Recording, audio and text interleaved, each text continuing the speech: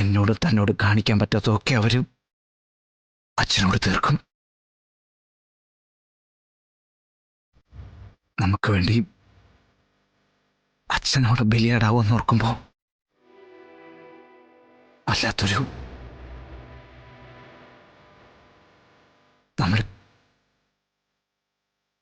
നമ്മളിപ്പോൾ എന്താ ചെയ്യാ?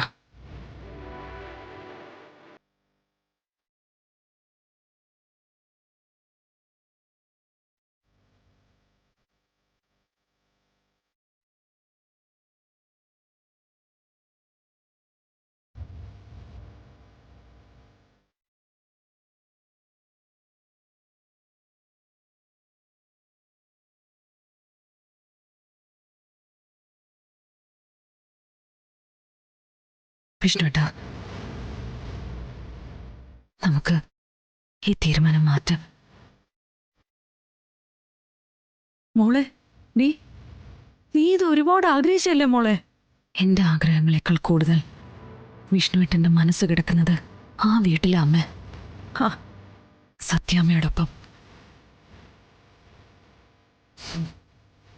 ഞങ്ങൾ ഇനിയിപ്പം പുതിയൊരു ജീവിതം തുടങ്ങിയാലും അതൊന്നും ശാശ്വതമാവില്ല. കാരണം അച്ഛനെക്കുറിച്ചുള്ളൊരു വേദന വിഷ്ണുവേട്ടന്റെ മനസ്സിലുള്ളിടത്തോളം വിഷ്ണുവേട്ടന്റെ മനസ്സമാധാനത്തോടെ ഒരു ദിവസം പോലും ആ വീട്ടിൽ നിൽക്കാനാവില്ല. പിന്നെ ആ സങ്കടവും ഞാൻ തന്നെ കാണണം. സത്യയുടെ കാര്യം ഓർത്ത് മാത്രമേ വിഷമമുള്ളൂ. മറ്റൊരു വീട്ടിലേക്ക് താമസം മാറുമെന്ന് കേട്ട് സന്തോഷിച്ചിരിക്കുക സത്യ. അതൊന്നും സാരമില്ല, അത് ഞാൻ എന്തെങ്കിലും പറഞ്ഞ് സമാധാനിപ്പിക്കാം.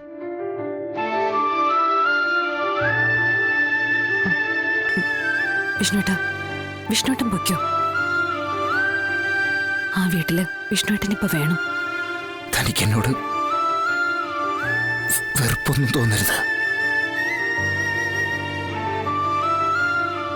പറഞ്ഞു പറ്റിച്ചൊന്നും തോന്നുകയും ചെയ്യരുത്. ഒന്നിച്ച് താമസിക്കണമെന്നുള്ള ആഗ്രഹമൊക്കെ എനിക്കുണ്ട്. പക്ഷെ വിധി നമുക്കെതിരാ.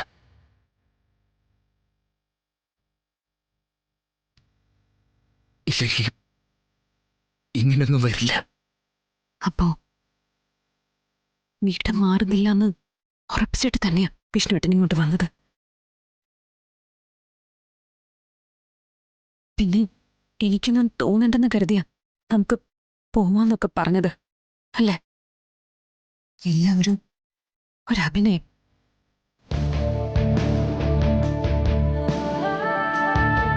എന്നെ കൊണ്ട് തന്നെ വേണ്ടാന്ന് പറയിപ്പിക്കുന്ന നല്ലൊരു അഭിനയ തന്ത്രം അല്ലേ വിഷ്ണുവേട്ട? അത് എന്റെ ഈ മുമ്പിൽ.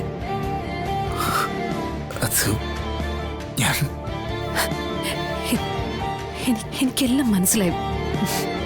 ഇനി കൂടുതലൊന്നും പറയണ്ട. താൻ എന്നെ തെറ്റിദ്ധരിക്കാൻ ഞാൻ ഒഴിഞ്ഞു മാറിയതല്ല. ഞാനായിട്ട് ഒഴിഞ്ഞതാ. അങ്ങനെയാകുമ്പോ വിഷ്ണുവേട്ടനായിട്ട് മാറണ്ടല്ലോ. പൊയ്ക്കോ വിഷ്ണുവേട്ട. ആത്മാർത്ഥമായിട്ട് തന്നെ പറഞ്ഞതാ. എനിക്കൊരു വിഷമമില്ല.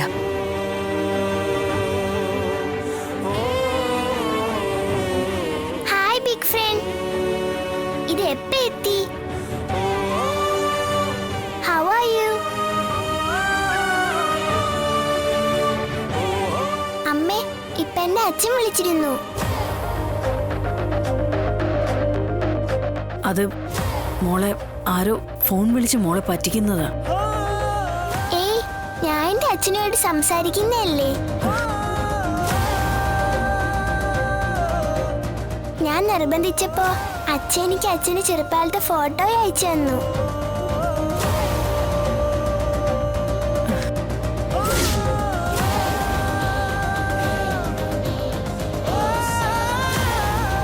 എവിടെ കണ്ട?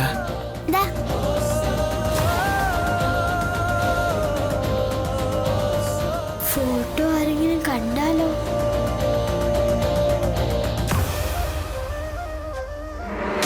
കൃഷ്ണ, എന്തിനീ പരീക്ഷണം?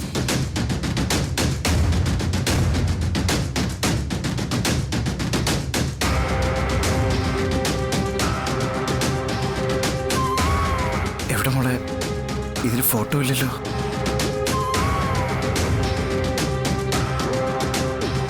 ഫോട്ടോ ഉണ്ടായിരുന്നല്ലോ, നോക്കട്ടെ.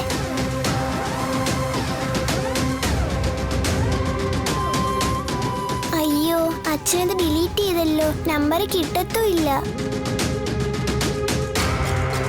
നോക്കട്ടെ.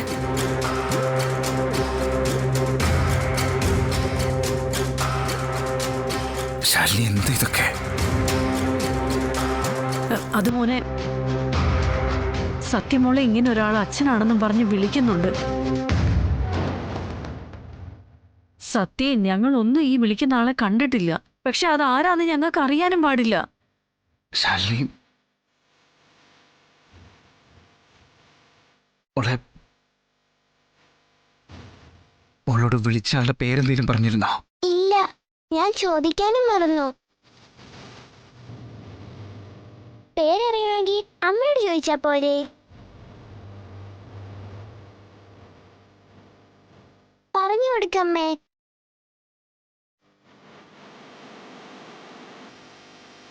പറയമ്മേ, എനിക്കും കൂടി അറിയാലോ.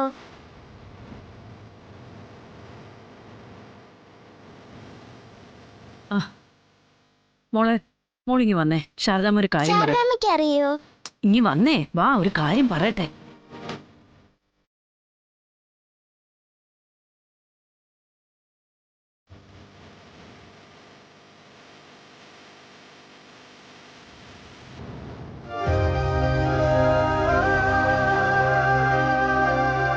ശാലിനി, സത്യമോൾ എന്തൊക്കെയാ പറയുന്നേ?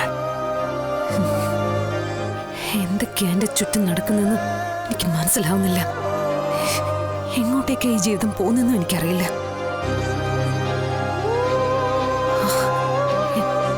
ഏതായാലും ഇത്രയും ക്ഷീണിച്ചു വന്നതല്ലേ, വിഷ്ണുട്ടെ ഇരിക്കുക, ഞാൻ ചായ എടുക്കാം. ബാഗ്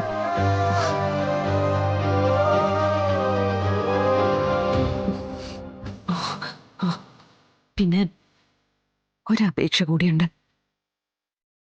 ദയവേത് ഇനിയും ഇങ്ങനെ വേഷം കെട്ടിച്ച് എന്നെ ഇങ്ങനെ നാണം കെടുത്തരുത്.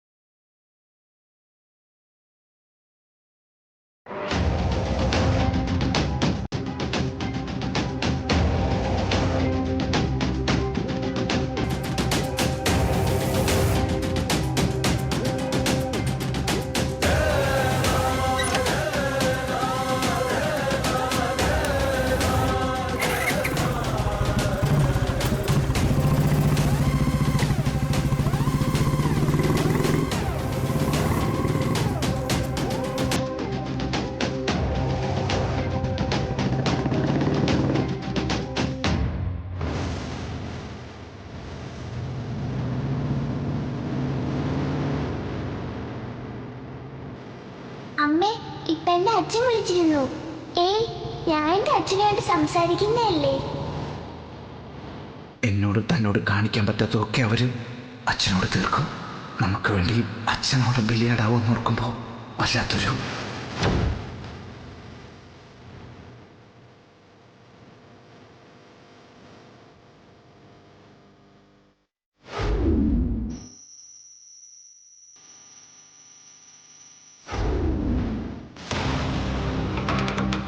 നീ വന്നിട്ട് അധികം നേരമായോ? കുറച്ചു നേരമായി. പിന്നെ ഞാൻ കാത്തു നിന്നു. പഴയ വീര്യവും വീരശൂര പരാക്രമവും ഒക്കെ കുറച്ചു ദിവസം അകത്ത് കിടന്നപ്പോൾ കെട്ടടങ്ങി കാണുന്ന മനസ്സിലാക്കാനുള്ള സാമാന്യ ബോധമുള്ളതുകൊണ്ട് ചിറ്റപ്പനെ കണ്ടിട്ട് എന്നെ പോവാന്ന് കരുതി ഞാനങ്ങ് വെയിറ്റ് ചെയ്ത് നിന്നതാ. ആ, ചിറ്റപ്പനെ ഉടഞ്ഞിട്ടുണ്ട് കേട്ടോ മൊത്തത്തിൽ. ശരിക്കും അതോ നീ എന്നെ നാക്കിയതാണോ? അല്ല, ചിറ്റപ്പന്റെ ആ പഴയ പ്രതാപത്തിന് ഒരു മങ്ങലേറ്റോന്നൊരു സംശയം ഇല്ലാതില്ല. എങ്കിലും ചോദിക്ക, എന്താ ഇനിയുള്ള പ്ലാൻ? തൊപ്പി തലേ കയറണമെങ്കിൽ ഇനിയും കുറച്ച് ഓടണം. സഹായിക്കാന്ന് പറഞ്ഞ ഒരു രാഷ്ട്രീയക്കാരനും അകത്തായപ്പോ തിരിഞ്ഞു പോലും നോക്കില്ല. എല്ലാത്തിനും എന്റെ കയ്യിൽ കിട്ടും. ചിറ്റപ്പൻ ഒരു കാര്യം മനസ്സിലാക്കിക്കോ, അധികാരം ഉണ്ടെങ്കിലേ നമ്മളെ ആരും ഗൗനിക്കൂ. അല്ലെങ്കിൽ ഈ പട്ടിക്ക് സമമാ. അതിപ്പോ പോലീസുകാരനാണെങ്കിൽ പറയുകയും വേണ്ട. ചെയ്തിരിക്കുന്ന കൊള്ളരുതായ്മകൾക്കൊക്കെ തൊപ്പി പോയ കണക്ക് പറയേണ്ടി വരും. അതിപ്പോ ഈ ഷൂ പോളിഷ് ചെയ്യുന്ന ആളാണെങ്കിൽ പോലും തൊപ്പിയില്ലെന്നറിഞ്ഞ ഒളിച്ചു നിന്നൊരു കല്ലെങ്കിലും എടുത്തെറിയും. കാരണം എന്തെങ്കിലും ഒരു ദ്രോഹം നമ്മൾ അവനോട് കാണിച്ചിട്ടുണ്ടാവും. നീ ഇപ്പൊ എന്നെ കാണണമെന്ന് പറഞ്ഞതേ ഈ തൊപ്പി പോയ പോലീസുകാരുടെ ജീവചരിത്രം പറഞ്ഞ് കേൾപ്പിക്കാനാണോ? ഇതേ ചന്ദ്രബോസാ. തൊപ്പി ഉണ്ടെങ്കിലും ഇല്ലെങ്കിലും മുട്ടാൻ വന്നാൽ മുട്ടാൻ വരുന്നവന്റെ മുട്ടിടിച്ച് കറക്കാനുള്ള ആരോഗ്യം ഇപ്പോഴും എനിക്കുണ്ടടി. എടി കൊല്ലാനാണെങ്കിലും ചാവാനാണെങ്കിലും ഒരു ജന്മേ ഉള്ളെന്ന് മനസ്സിലാക്കി ആണുങ്ങളെ പോലെ നിൽക്കും. അടിക്കടി ഇടിക്കിടി.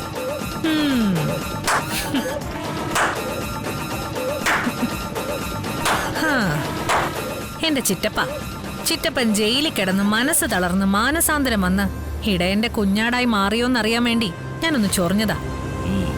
നിന്റെ ചൊറിച്ചില് പക്ഷെ ശൗര്യം അത് പഴയതിലും കൂടിയിട്ടേ ഉള്ളൂ.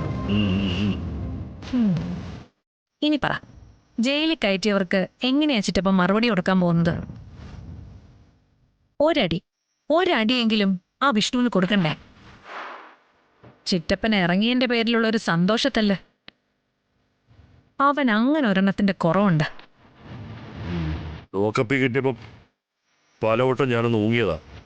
പക്ഷേ IAS കാരിയുടെ ഒരു പ്രൊട്ടക്ഷൻ അവന്റെ പേരിലുണ്ടായോണ്ട് കൈത്തരിപ്പൊന്ന് മാറ്റാൻ പറ്റിയില്ല. ഇനിയിപ്പോ തൊപ്പി കയറുന്നവരെ ആ പേടി വേണ്ടല്ലോ. കിട്ടും, എവിടെങ്കിലും വെച്ച് എന്റെ കൈക്കണങ്ങി കിട്ടും. നേരിട്ട് വേണ്ട ചിറ്റപ്പ, അത് ചിലപ്പോ സർവീസിലേക്ക് തിരിച്ചു കയറാനുള്ള തടസ്സമായിട്ട് മാറും. ഒരു നൈസ് പണി ചെയ്യാൻ പറ്റുന്ന പിള്ളേരുണ്ട്. പുലർച്ചെ 4 മണിക്ക് വന്ന് പണിത് 6 മണിക്ക് ഫ്ലൈറ്റ് കയറുന്ന നല്ല എക്സിക്യൂട്ടീവ് മുട്ടാളന്മാർ. ഒന്ന് ഫോൺ കറക്കി വിളിക്കേണ്ട താമസമേ ഉള്ളൂ. എന്താ ചിറ്റപ്പ, എന്താ വേണ്ടത്?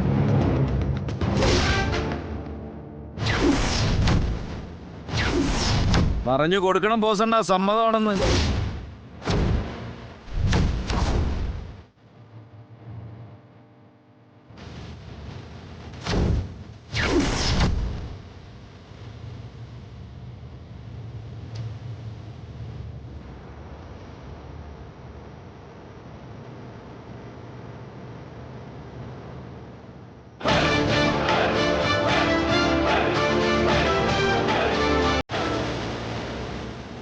ഏയ് ഇതാരപ്പത്? സുസു? പിന്നെ പുറത്തുനിന്ന് ആളെ വിളിക്കുന്നവരുടെ പേരെന്താന്ന് പറഞ്ഞേ? എന്തോ ഒരു പേര് പറഞ്ഞല്ലോ. എക്സിക്യൂട്ടീവ് മുട്ടാളന്മാര്. അത്രയും മുട്ടാളന്മാരൊന്നും എന്റെ കൂട്ടത്തിലില്ല. പക്ഷെ അടിക്കാൻ വന്ന ഒരു രക്ഷയില്ലാത്ത അടി ഞാൻ അടിക്കും. അതെന്റെ ബോസാണെന്നറിയാം. പക്ഷെ ഇവൾക്കറിയില്ല.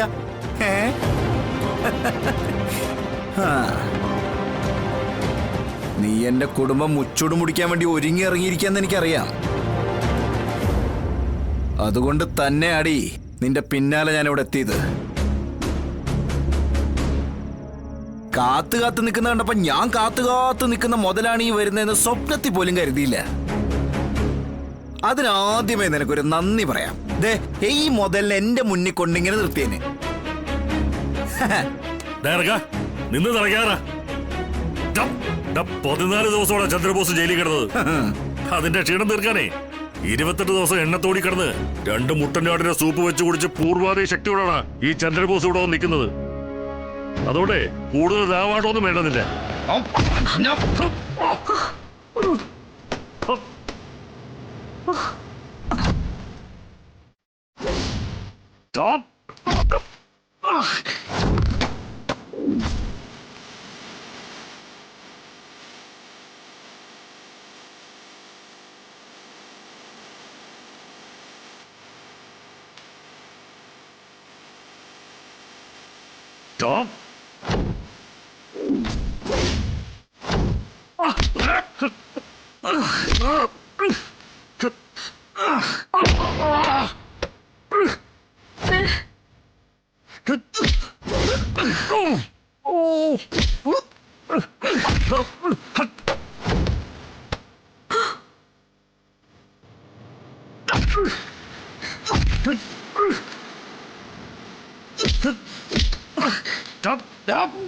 ചന്ദ്രബോസേ, ഇതെന്റെ ഒരു ഉയർത്തെഴുന്നേൽപ്പാടാ. മരണത്തിൽ നിന്ന് രക്ഷപ്പെട്ടു വരുന്നവനെ പിന്നെ മരണത്തെ പേടിയില്ല. ഇനി ഒട്ടും മരണത്തെ പേടിയും വരില്ല. നിനക്ക് നിയമത്തിന്റെ പിൻബലം ഉണ്ടായിരുന്നു, അധികാരത്തിന്റെ ചട്ടക്കൂടും. ഇന്ന് നിനക്കൊരു പുല്ലുമില്ലടാ. എന്നെ പോലൊരു സാധാരണക്കാരൻ അടിച്ചാലും അടികൊണ്ടാലും തുല്യ ദുഃഖിതർ. കേട്ടടാ പന്നെ.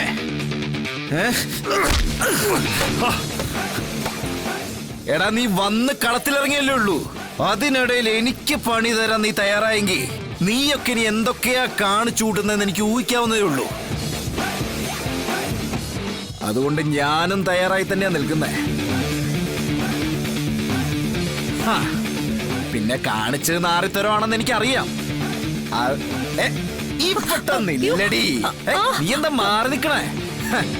പക്ഷെ നിനക്കൊക്കെ അത് തന്നെ ധാരാളമാ. പിന്നെ നീയൊക്കെ എനിക്കെതിരെ കൊട്ടേഷൻ പ്ലാൻ ചെയ്തത് ചുമ്മാ ഉണ്ടല്ലോ. ഞാനേ ഈ മൊബൈലിൽ പകർത്തി വെച്ചിട്ടുണ്ട്. വേറൊന്നുമല്ല, ചെറിയൊരു തട. ഇനിയിപ്പോ ആരെങ്കിലും എന്നെ ഇരുട്ടടി അടിക്കാൻ നോക്കേണ്ട ഉത്തരവാദിത്തം ഉണ്ടല്ലോ. ചന്ദ്രബോസെ, സുസ്മിതേ, നിങ്ങൾക്ക് രണ്ടുപേർക്കും ആയിരിക്കേ കേട്ടാ. അലറാതെ. പഴയ പ്രതാപത്തോടെ തൊപ്പി തലേ കയറട്ടല്ലേ. എടോ, അതിന്റെ ഇടയിൽ എനിക്ക് കേസും കൂട്ടൊക്കെ വന്ന വലിയ പണിയാടോ. അതിന്റെ ഇടയിൽ കൂടെ അപ്പൊ എന്താ പറഞ്ഞു? ഈ മതയാനെ ഇങ്ങനെ ഒരു പൂട്ടൽ പൂട്ടാൻ സഹായിച്ച മഹതിക്ക് പെരുത്ത നന്ദിയുണ്ട് കേട്ടാ.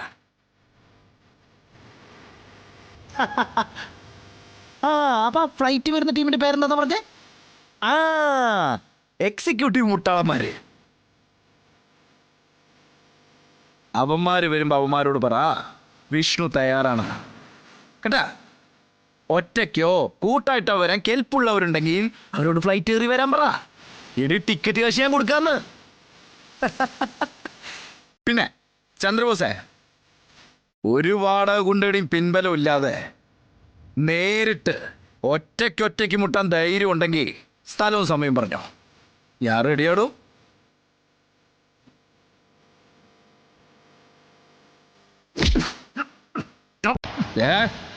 ഇതിനിടയിൽ ചീഞ്ഞ കളികളെ നിനക്ക് കളിക്കാൻ വന്ന അറിയാലോ നിനക്കെന്നെ. അതിനുള്ള മറുപടി ഈ മൊബൈലിലെ വീഡിയോ പറയും കേട്ടോ. ഓടറാ ബോസേ, ഓടറി സാരളയുടെ മോളെ.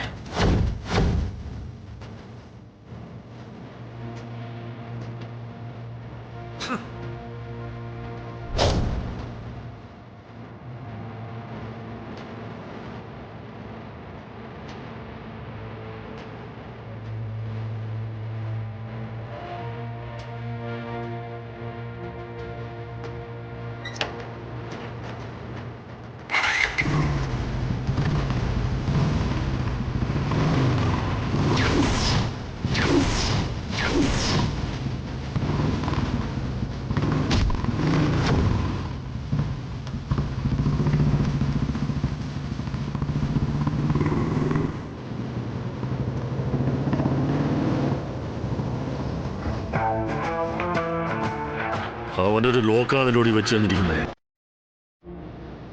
തൊപ്പി തലയിൽ കയറുന്നവരെ തല പൊക്കാതിരിക്കാനുള്ള ലോക്ക്.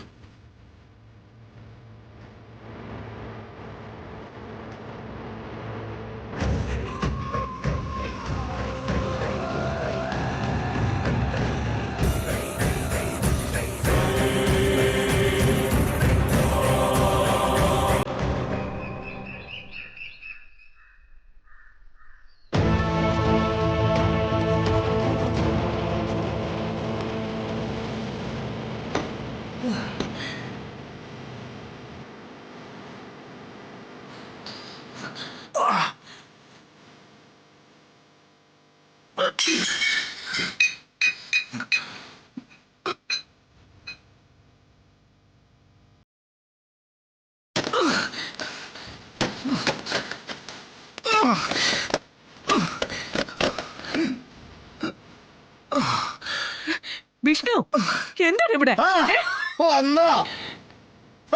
എടാ നിത്യ ശീലങ്ങളൊക്കെ നീ വീണ്ടും തുടങ്ങിയോ? തുടങ്ങി. ഇതിപ്പോ ഗുരുവിനടുത്ത് ദക്ഷിണല്ലോ. അപ്പൊ നീ നശിക്കാൻ തന്നെ തീരുമാനിച്ചു അല്ലേ? ഓ, ഈ നശിപ്പിക്കാൻ വേണ്ടിട്ട് ഒരുപാട് പേര് ഈ മുണ്ടും മുറുക്കിയിട്ട് ഇങ്ങനെ മുന്നിൽ നിൽക്കുമ്പോ നശിക്കാതിരിക്കാൻ പറ്റുമോ? അപ്പൊ നമ്മളിങ്ങനെ നിന്ന് കൊടുക്കുക.